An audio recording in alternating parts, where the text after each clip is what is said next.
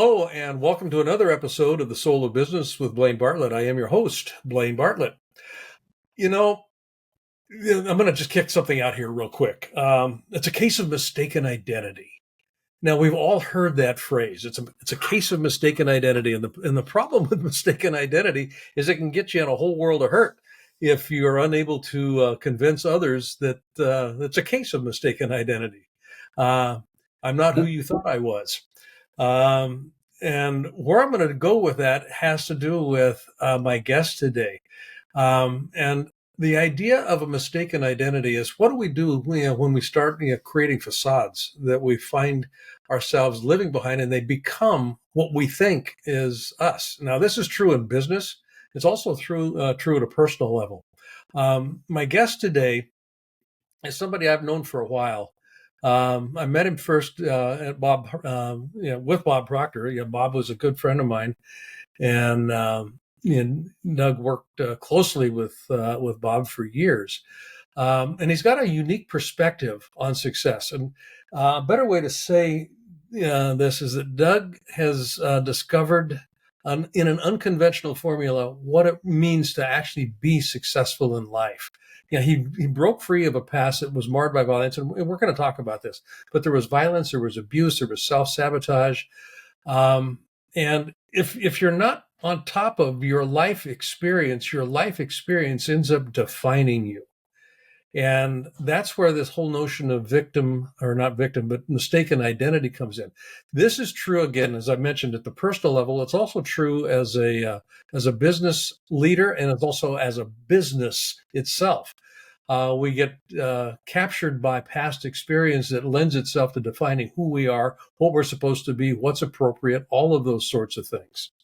So I'm very excited about this conversation, because what we're really looking at here is the notion and the nature of authenticity. And authenticity, in the way that I define it, authenticity is what I'm left with and what you're left with when I stop trying to manage your perception of me. When I stop trying to manage your perception of me, all of a sudden, what we're working with is the authentic self, the authentic business. So, Doug Dane, welcome to the show. Thank you, Blaine. Happy to be here. It's a love pleasure. That setup. So, did I, in the setup here, did I stub my toe on anything here in terms of positioning you and or the conversation we're going to have? No, you're bang on. I was thinking as you were talking is that we are so used to using the past, literally yesterday, an hour ago, last year, and the results that it creates as our gauge of who we are and who we're not, and what we're capable of doing, or what's coming in the future. We're so used to living in the past. Yeah. And, yeah. Yeah. And we're gonna bounce back and forth here a little bit between business, quote unquote, and personal experience, and I want to bounce back and forth because what I want to do is dissolve the firewall that separates those two activities, those two entities, because at the end of the day, my business is who I am. Whether I own the business or whether I'm working in the business, it's if I'm doing a 9-to-5 job, that job becomes an expression of me in some way, shape, or form. Most of us have inherited, and I'll check this out with you here, but most of us have inherited business models from those that went before us. And those inherited business models define how we're supposed to be, quote unquote, supposed to be conducting business today. Right. So with that as just kind of a premise, the question I ask most of my guests here is, when you hear the term, the soul of business, where does that come into play with you and the work that you've done? Because you've built a very successful business. You were part of a very successful business with Bob. Where does the soul of business come in for you? I had a real hard time with integrity. We're all, when we arrive here, we're filled with love and integrity. And I was filled with integrity in many areas of my life, specifically business, especially known as a very honest business person. And I had a real problem with people that didn't operate that way. But I had terrible integrity and honesty in relationships. So I was really in major conflict, of course, because I'm operating one way, I'm operating another way. And so I think that the word integrity comes up. And I think by nature, we all are filled with love and integrity. And really where that comes from is from the heart of who we are, the soul of who we really are.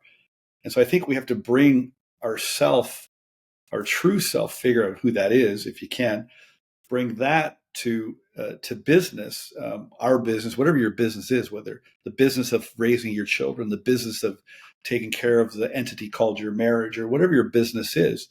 I love Michael Singer wrote a beautiful book called The Untethered Soul. Oh, I love it. And, Yeah. I just love the way he said, I feel like he was always talking to me, Doug, just sit back in the seat of your soul and just observe your ego self and what he says and does. And I started to do that. And I realized, you know what? The more I be myself, um, the more effective and the more productive and the more successful I became. And I was in real conflict my whole life, of course, because of, where I came from and the identity that was formed because of that story, which went totally against who I really was, And I Hmm. finally found out that, you know what, I am a good person. I am filled with love and integrity. I do have talents, and I am intelligent. I'm a good man. I'm a good father, but I certainly didn't have evidence to back the feeling of that up. Yeah. Yeah. The world conspired to tell you something else. Correct. Yeah. Yeah. And I bought it hook, line, and sinker. Yeah. Well, I mean, if and the folks that are listening don't have access to the information I've got about you in your journey. So the idea that we start building identity very early on. I mean, some say it's prenatal. There's a number of, and there's, you can look at just a lot of stuff that, Yeah. research that suggests that epigenetically things actually begin to solidify actually before we come out the birth canal, and ta-da, here we are. Mm-hmm. This idea of forging identity, and without going into inordinate detail necessarily here, but what was the journey for you? Because foster homes, abuse, I mean, just all kinds of stuff. Yeah, literally from the get-go. And I'm interested here in how you began to pull yourself out of that morass and say to yourself, because you said there's a feeling inside that said, I'm more than what I'm being told I am. And there was a point where that actually took hold and Mm-hmm. you righted the ship, so to speak. Can you walk us through that a little bit? Yeah, a few things. So one very, very typical of anybody going through adverse childhood experiences, I call them ACEs. Very common for the child to take on the blame and the shame and the guilt, and you think it's about you.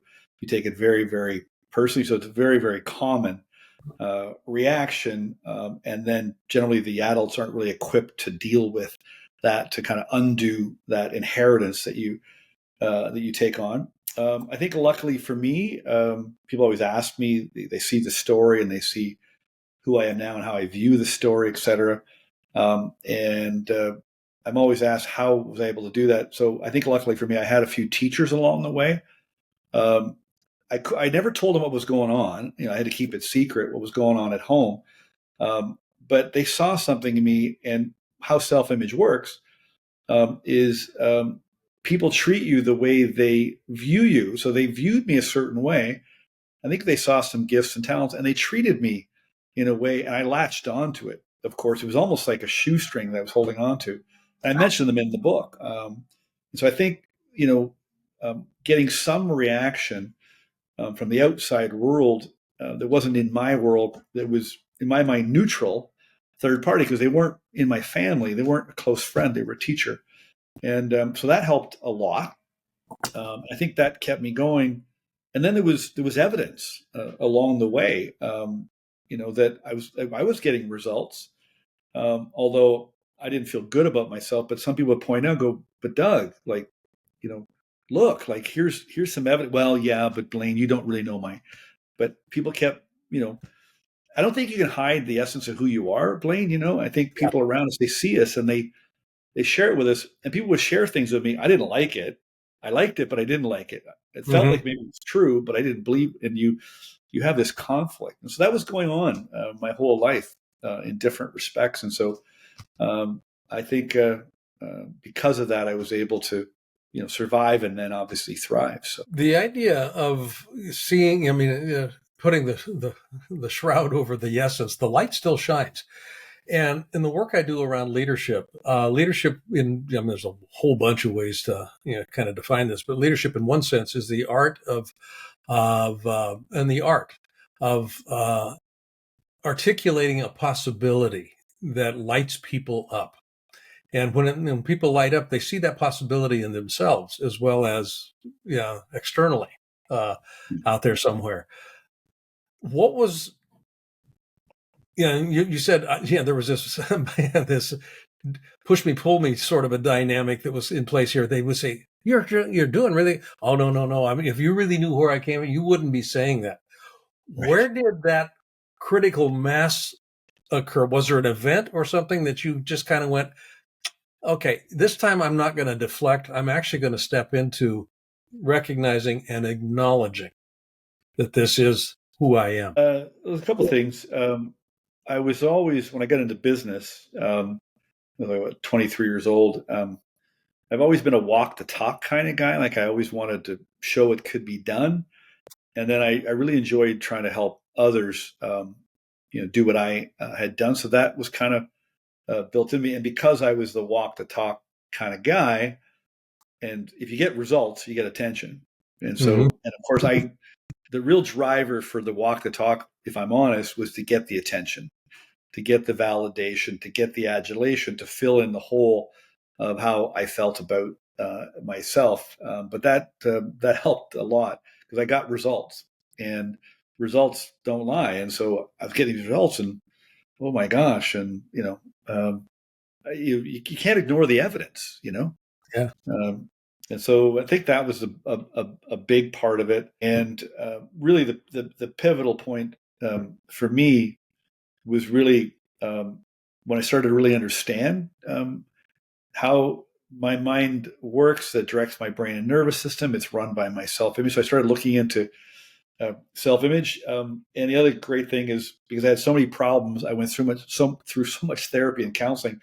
I wasn't really listening to the therapists and counselors. I was actually studying psychology. So I think I have a psychology degree by studying the counselors and therapists, the ones that were good and not so good, So I've always been earnest to, I call myself an earnest investigator. I've always wanted to understand, figure things out, and then go out and do it to prove that I could, So those were things were going on, I think, that kept me hopeful, in spite of my results or my problems. Yeah, the title of your book, Mistaken Identity, A Guide to Letting Go.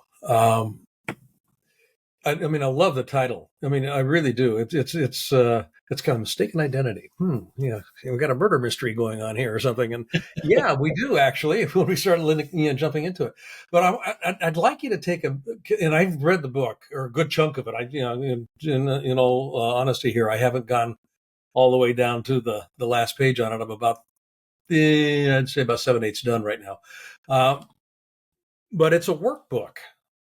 I mean, yes. In one sense, and not a workbook in the sense that most people might think of a workbook, but it's not like you read it as a novel. I mean, you have to sit with this book and just kind of go, let's see what's here. Let's see there's a couple of things. I've written 5 books, and so I've got some idea around this, but what compelled you to write the book, first of all?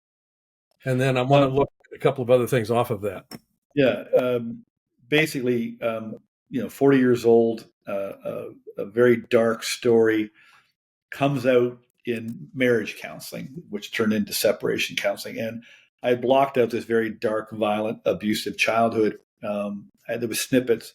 And so that came out, and part of the process is I went public with it on national news. I was on the front page of newspaper in Canada. I was on national television. And of course, then, you're in the public eye. A lot of people that had experienced what I had experienced, which is 60% of the population, they were coming to me.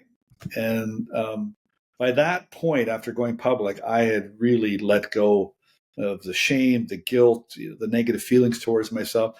And people were going, how did you do it? Like, because you saw this dark story. And then you saw me, on camera or in the news or speaking, to audiences about the story. How did you do it? So you would come to me and, you were suffering and struggling. And I said, well, do this. I did this. I did that. And people would go away and they couldn't replicate what I had done. And again, being this walk the talk guy, I go, why can't I communicate this in a way that somebody can do what I did? Because I believed if I could do it, you could do it. And so I embarked on, because it broke my heart that you would come to me and I couldn't help you. Because I just love people. And so I thought, I got to figure out what did I do and be able to condense it in a way that people could pick it up and follow very simple instructions. Because I'd read a lot of books. I went to a lot of seminars. I bought a lot of, audios and videos, listened to a lot of stuff, and I was confused for so long. So I just wanted to, I can't get to enough people. I mean, there's so many people I want to help. I can't get to everybody. I thought, how do I do it? So if I can put this together in an instruction manual that is simple and easy to digest and easy to follow, then I'll have a win on my hands. And so I built the book that way. And I told the publisher, go, look, if this book is any good, I didn't want to write a book. So if it's no good, we're not publishing it. But if it is good and it's making sense and it's going to work, then let's put the book together. And it really, really works. And it really works. Go figure. Yeah. Hi, I'd like to ask you to do something for me if you wouldn't mind. If you like this episode, I'd like you to not only subscribe on your favorite site, but I'd also like you to give a rating. Ideally, a 5-star rating would be greatly appreciated. But I think more importantly also would be just some comments. That helps with the algorithm and it helps build the audience with this. And more than anything else, if you could invite somebody else to listen, just share this episode with a friend, with a colleague. And I'd like to see how we can grow the soul of business. I think it makes a difference. Thanks. I'm going to move the pendulum over here on the business side now.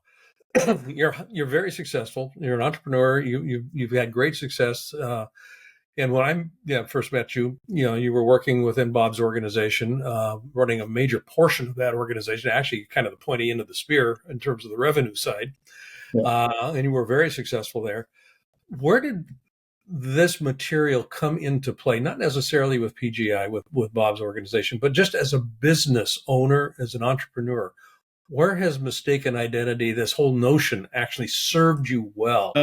Well, definitely in my evaluation and projection of what I'm capable of doing or doing with my business or for my business, it helped to change my perception on what I could do. And so I still today, when I'm sitting down, setting goals or making plans, I'm very careful to check and see what my ego is saying versus my authentic self is saying, and so it's given me a lot more confidence to be able to pursue things, ideas that come up for me, and when I get an idea, and I know it's a good idea because you can feel it, I know where it's coming from. So just much better perspective, a better perspective on people, the marketplace, people that come to me. I just have a much nicer way of looking at people. I always love people, but now I have a real understanding of people because I understand myself better. So that's helped a lot. Obviously, I'm way better at my work because of what I've learned about how my mind works and how people work and how the self-image works. And I think it's just going to get better. Yeah. You mentioned something. I understand people better because I understand myself better. Yeah. Now, it's kind of a paraphrase of what you said there. There's nobody out there but me. I mean, that's something that I work with all the time. I'm always interacting with aspects of myself. So if I'm triggered, what's in me that is generating that person out there being in my presence right now. And if I can clean it up here, I'm probably going to have a pretty good relationship with him because it's no longer present in a very tangible way. Coming from your background, that could have been a heavy lift, yet you actually managed to leverage it really well, in my experience of you. And I was struck by the word you used here. I'm nicer. I'm nicer with people, and that was an interesting way of describing the relational dynamic in a business. or just in life, the idea of generosity, and this is kind of where I'm going with this, being generous with myself first, and as a consequence, I'm generous with others, and that includes giving them enough rope to be, there's grace that gets embedded in this. Yeah.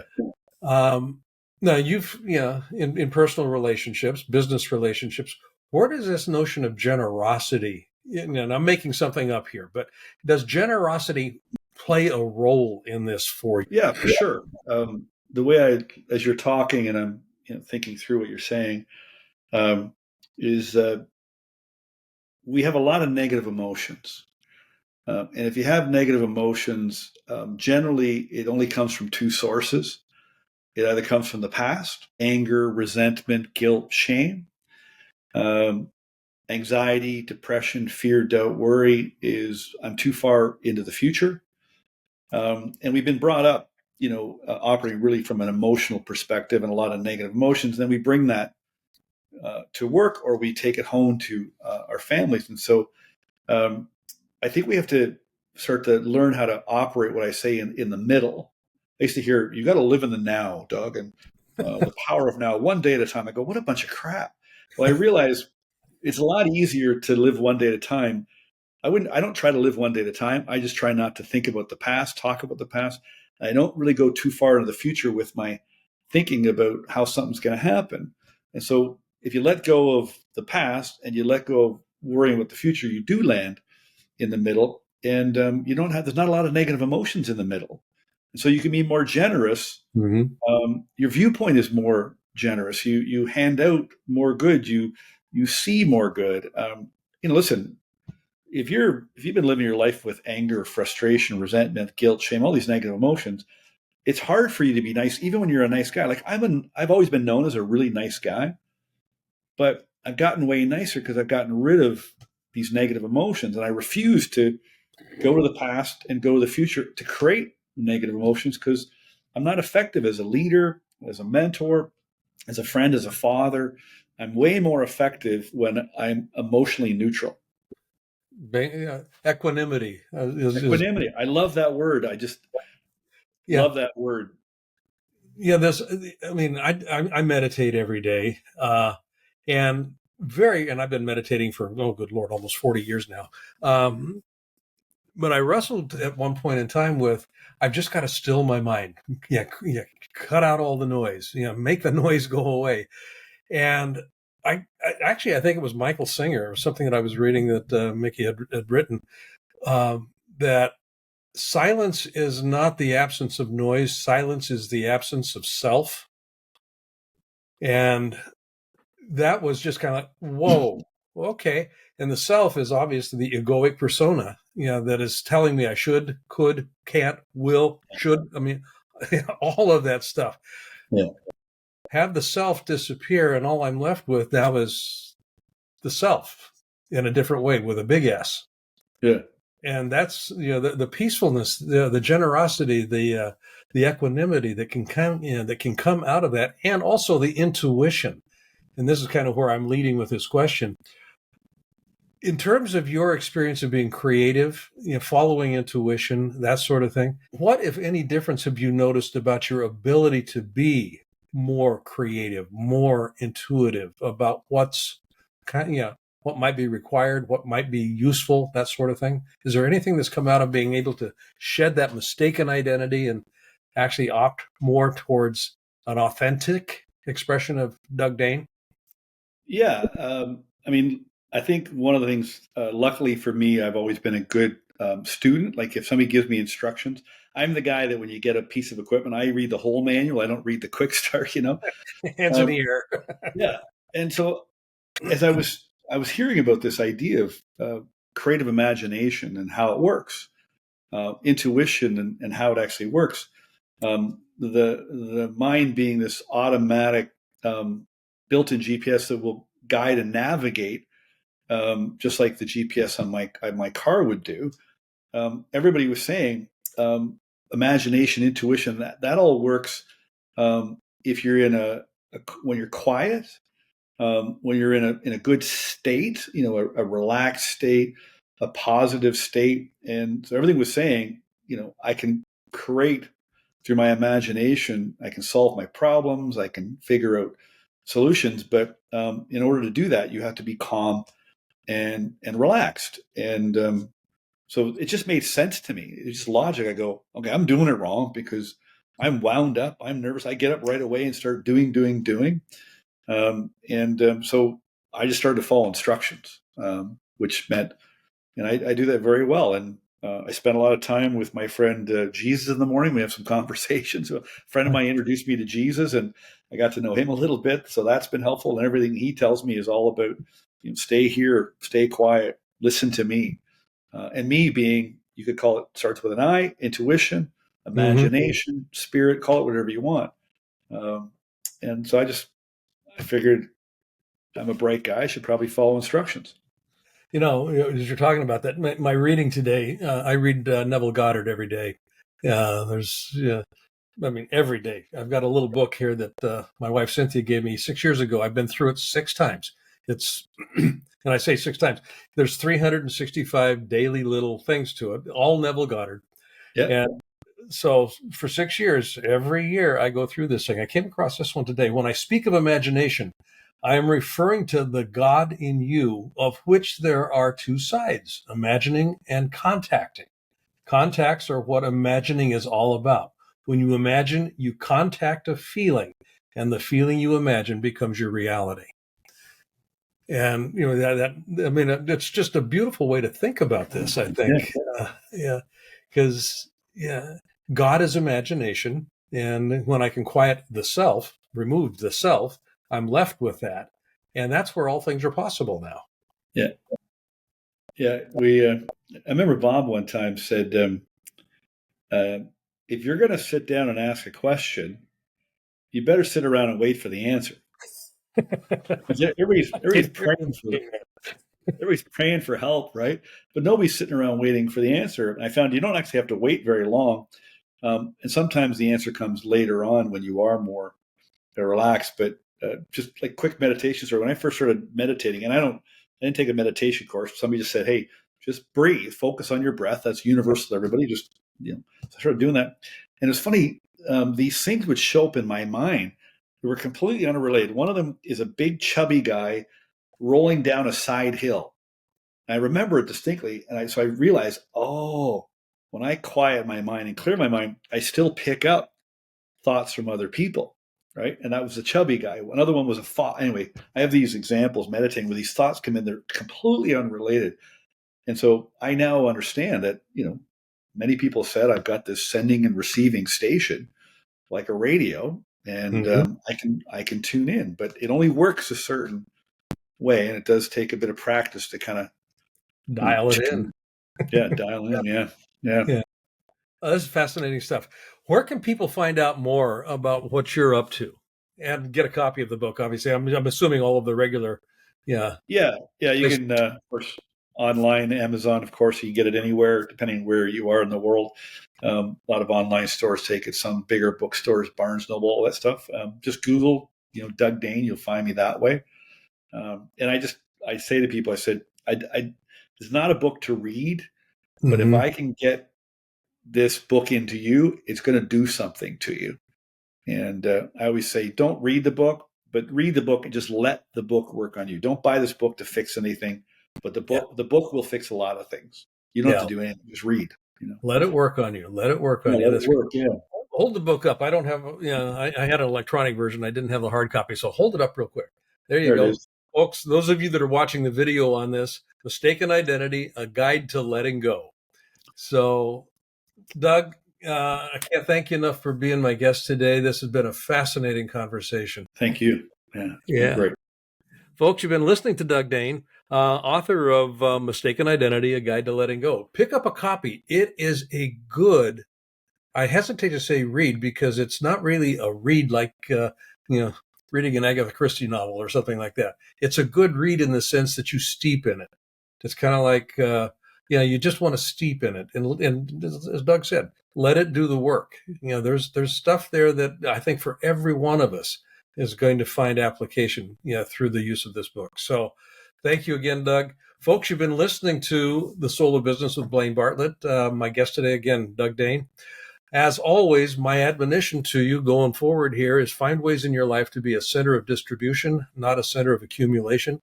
Life works a whole lot better when you're giving stuff away, including your heart. So I'll see you on the next episode. Take care.